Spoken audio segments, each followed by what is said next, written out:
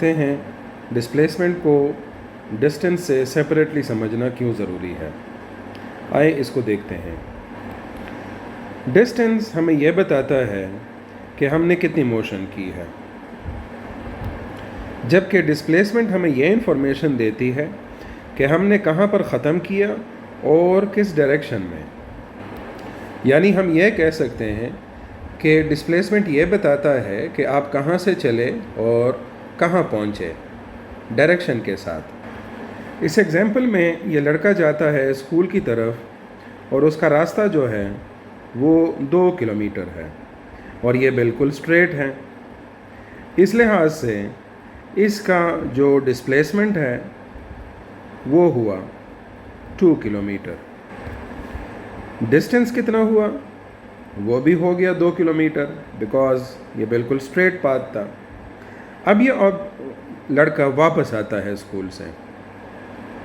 जब ये वापस आएगा तो फिर से ये 2 किलोमीटर का फासला तय करेगा घर तक। घर तक जब वो वापस आया तो अब सिचुएशन क्या है? अब ज़ाहिर है डिस्टेंस 2 + 2 4 किलोमीटर हो गई और डिस्प्लेसमेंट हो गई 0 किलोमीटर।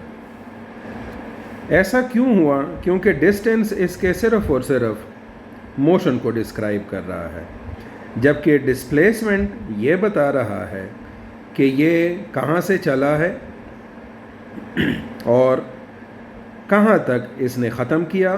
साथ में डायरेक्शन का भी हमने मेंशन किया और जिसकी वजह से इसकी टोटल डिस्प्लेसमेंट क्या हो गई? 0 हो गई। तो इस वजह से डिस्प्लेसमेंट को सेपरेटली हमें बताना होगा डिस्टेंस के मुकाबले में, क्योंकि डिस्टेंस सिर्फ़ और सिर्फ मोशन को डिस्क्राइब करती है, जबकि डिस्प्लेसमेंट जो है वो डिस्क्राइब करती है कि पोजीशन किसी ऑब्जेक्ट की फर्स्ट पोजीशन के लिहाज से चेंज हुई है या नहीं हुई।